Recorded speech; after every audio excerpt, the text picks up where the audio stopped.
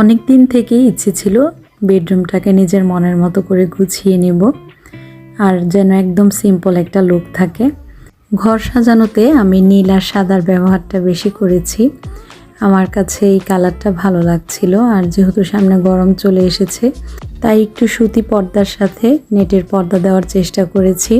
গরমের মধ্যে ঘরের ভিতরে যেন আলো বাতাসটা সুন্দরভাবে আসে আর দেখতেও যেন ভালো লাগে। বেডরুমের সাইড টেবিলে কিছু টিউলিপ ফুল রেখেছি, আর ল্যাম্পের স্ট্যান্ডের মধ্যে কিছু ন্যাচারাল ফ্লাওয়ার দেওয়ার চেষ্টা করেছি। একটা বাবুই পাখির বাসা দিয়েছি।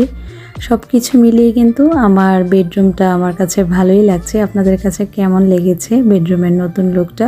বেডরুমের জন্য কিছু নতুন ফার্নিচারের অর্ডার করেছি। তো যে জায়গাটা ফাঁকা আছে এই জায়গাটা চেষ্টা করেছি একটা ফ্লাওয়ার বেস দিয়ে সাজানোর জন্য। নিচে একটা বড় কার্পেট দিয়েছি, আর একটা ল্যাম্পের মধ্যে বাগানবিলাস ফুল রেখেছি।